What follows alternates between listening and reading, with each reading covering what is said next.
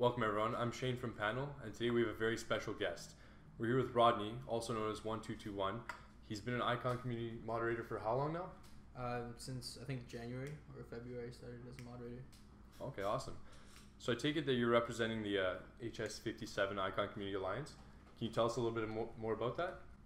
Yeah, HX57, it was basically built by the community for the community in order to basically, we started off with just translating articles. So we translate white papers, we translate news articles, but we're trying to also allow it to push forward English content that's created by the community as well. So like if somebody else wants to publish their article about something that they have a good opinion on, or like some good research they did, then we want HX57 to be a platform for collaboration for that as well through the Medium publication.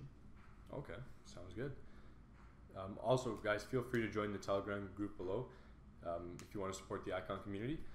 I guess, Rodney, to start off, what we're trying to do is give a basic introduction of the ICON ecosystem. Kind of compare it to Ethereum, because everyone knows about Ethereum, but kind of let them know what ICON's about. Yeah, sure. Okay, so I could talk about the differences and the similarities between ICON and Ethereum. So the similarities are that on both ICON and Ethereum, you can obviously build DApps using smart contracts. They're both public networks. One of the biggest differences is that the ICON network is proof of stake right now. Okay. It's delegated proof of stake, so they have about 40 nodes, which will be ran by enterprises, maybe large exchanges, just players that are very active within the network. While Ethereum is largely proof of work. With Casper, it'll be proof of stake every 50 transactions. That's like one of the biggest differences, because ICON then allows for staking rewards, while Ethereum allows for computer mining rewards. Another big difference though is that ICON is they have a strategy where they're trying to expand through enterprise adoption and government cooperation, while Ethereum right now is largely just growing because of the developers within the community. Okay. So Rodney, a lot of people say DPoS is more centralized than proof of work. What's your opinion on that argument? Yeah, so in a way it is, but also in a way it isn't. So okay. Proof of work was supposed to be this super decentralized thing where everyone can use their computers, no matter how good or bad they are, to like mine Bitcoin and progress the network. And then in that way, there's so much different computers that like nobody owns a significant share of the network, and it's like its ownership is split through among everyone within the network. But recently, proof of work has just been allowing for like the richer miners to accumulate more money, because they get more. They have a really high percentage of the hash rate within the network, so they earn a lot more like Bitcoin off of like validating transactions, and then that allows them to buy even more computers to have like larger mining farms. So like right now, Bitmain owns I think over 50% of Bitcoin's hash rate right now, which is like super dangerous, and that's like extremely centralized. They could probably like destroy the network if they wanted to. Just a question: is ICON more like geared towards businesses, or vice versa? I think ICON is a great solution, a great enterprise solution compared to Ethereum. Not that the Ethereum technology is bad or anything, but ICON has like a two-tier system in place. So if you check out this graphic, there are actually two parties within the ICON ecosystem. There's ICON Loop, and then there's the ICON network.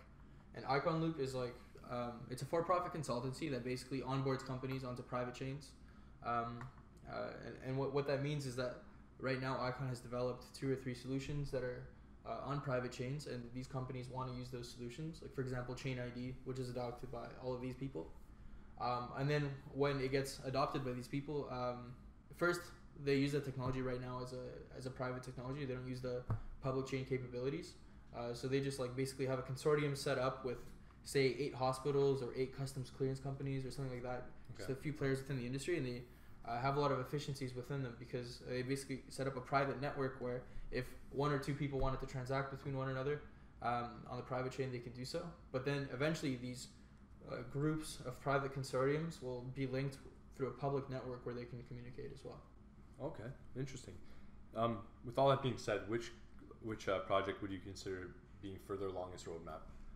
Well, Ethereum has been around for about a year, almost a year longer than ICON. ICON only really launched, I guess their token launched in early January, when Ethereum's token launched in January of 2017 as well. So I guess Ethereum is about 1 year ahead of ICON. But that being said, ICON has made a lot of progress. ICON recently expanded with like ICX stations, which are basically accelerators for new projects They expanded into California. They have a location in Seoul. Okay. I think they're expanding into Singapore as well. Here are all the locations of the ICX stations. So the project has been making a lot of progress. One of the reasons why it's been making so much progress is because of the for-profit consultancy. Because right now they already have solutions that can save enterprises money. While right now, if an enterprise wanted to leverage some sort of Ethereum DApps, it would have to hire like in-house Ethereum developers and like build up the solution from the ground up from within the company.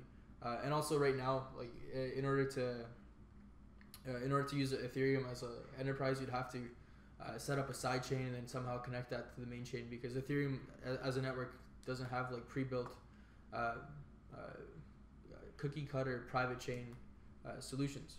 So one of the other reasons why ICON is getting so much adoption is because if you compare ICON Loop to other solutions on the market for enterprises, the only other option they really have for private solutions would be Hyperledger, and Hyperledger isn't exactly connectable to public chains yet, but it will be.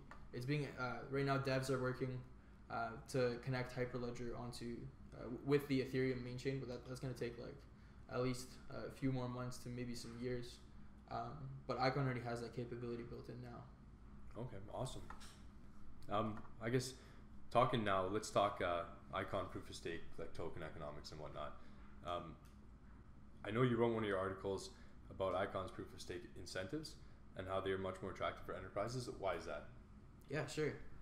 So Icon has a variable and active POS system for token rewards.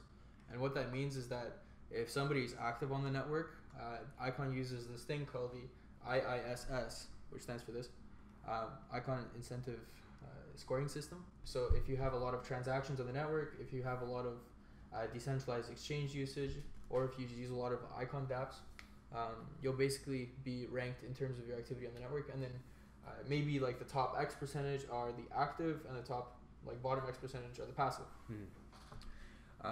And I think it's important to understand what kind of like entities will be where. So if you look at the active network, it's probably going to be enterprises or hospitals or insurance companies that transact a lot. Like exchanges have so much transactions within their wallet, they'll probably be active. And what these players need is they need more ICX to pay for their transaction fees. So if an enterprise were to use this network freely, it can do one of two things. Maybe these enterprises transact ICX on the public network, but I think that the best way for me to think about it is just like thinking about transactions as paying for transaction fees, because we're not sure how the money's going to move. Maybe their cash replenishes at the same rate every single month. We're not sure how this will exactly play out, but basically enterprises want to put in enough money with a stake so that when they earn their monthly staking rewards using the IISS system, they want to earn enough staking revenues in order to pay for their transaction fees for that month, so their stake never gets smaller, and if anything gets bigger within the network, right? Because they want to be able to use this network for a long period of time. But if you think about passive users, these users are investors like you and me. We're not going to transact on the Icon network a lot unless Tink ever gets released and is a good social media platform, or unless there's some other DApp for the user, which I'm sure there will be. But I just think enterprises will be a lot more active. And for us as investors, all we care about is returns.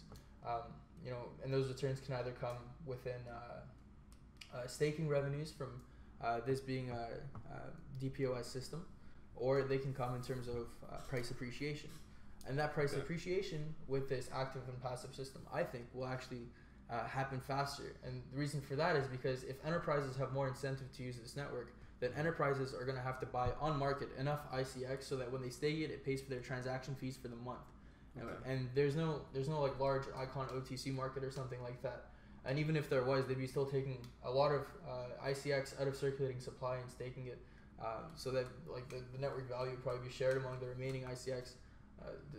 Like in terms of supply and demand, like supply will always be shrinking in a DPoS system because these tokens will be locked up, and more enterprises will want to use the system. And also, if you look at the DPoS system for active users, there's two more sweeteners. One of the sweeteners is that at the end of the year, right now only 50% of Icon circulating supply is released. And these 40 C nodes, which will eventually govern the network, will come together and talk about how much Icon should be released into the network in order to counteract like hyper price appreciation, which might make it hard to control transaction fees within the network, which might make the network unstable. And basically, whatever amount of currency they come up with for to be released within that given year, how it's distributed among the network is basically also based on your incentive scored as well. So right now you could just be totally adjusting for having a monthly replenishing ICX stake where you just pay for your transaction fees. But at the end of this year, for using this ICON network, you're like heavily rewarded for being an active user, because you'll probably earn like 20% staking revenues just on what you already did for the year without even having to think about it again. Okay. Yeah. I know you spoke a lot about active users, but what about passive users? Do you think they would complain that the rewards aren't, enough for them? Yeah, they definitely could. I'm not sure what the rewards would be like for passive users, but I think that the passive users have to sort of understand that ICON's one of ICON's major selling points is its enterprise adoption. And one enterprise, if you think about like the amount of transactions an enterprise would have versus the amount of transactions an average user like you and I would have, an enterprise could probably make up like maybe 10,000 of us or maybe 20,000 of us. So the fact that these enterprises are like adopting this network, and the fact that in the future, if enterprises pay more attention to token economic models, if they see the benefit of the ICON network as having this many, this much incentive for these enterprises and this much rewards, then like definitely price appreciation will happen faster because of the active and passive system, instead of having a non-variable 5% system. Because look at this math. This was in the article. If you want to read it, check it out. It's in the link below. But like if the rewards are 8% in an active passive system, then if an enterprise were to want to generate enough ICX monthly in order to pay for their transaction fees, they'd have to invest this much at the current transaction fee of this. But if they were to, if there was a non-variable rate and you take the weighted average of 8%, 3%, turn it into 5%, and if they were just to earn this much, they'd have to invest like over $100,000 more. And for an enterprise, that's like a big deal. And passive users, if you think about the incentives that they get, it's just going to be straight up price appreciation. Because if the active users are heavily incentivized, as explained, then they're going to buy up more ICX on the market, which will appreciate the price of ICX for the passive user as well. Okay. All right, Rodney, thank you for joining us on panel. Yeah, happy to be here. It's always a pleasure. As a final word, what would you like to say to all the viewers who, bought ICX at its peak and now are panicking about the price? Well, if you think about it, ICON raised, I think it was, $60 million ICO. The team still has like $60 million. Yeah, they hired a ton of employees, but I'm sure they have at least like 5 to 8 years of burn rate before they have to depend on their locked up tokens, which will probably be worth a lot of money after 5 years if you like take into account token appreciation. So that's why like ICO structures work like this. So they have at least 5 years of burn rate before they have to rely on selling their ICX that they locked up for the team on the market in order to fund the project. Okay. So it's going to be around for a while. Yeah. You can forget about it for a year, you can forget about it for 2 years, but you won't forget about it for long because the project's been growing fast and they have the money to survive and the money to grow. Thank you. Appreciate that. So thanks so much for tuning in. Join us on Wednesday again. I'll be with One2two1 and we'll be talking a lot about ICON's adoption and digging really deep into its roots. Any final words, One2two1? Yeah, please join the HX57 group. We have over 400 people now helping out, translating articles, making content, and trying to grow this community network thing. And if we can all come together and help this thing grow into a platform where users can make content for the community, so the community could work for the community, then I think we'll really have something beautiful. Okay. Yeah. See you all on Wednesday. Join the Telegram below.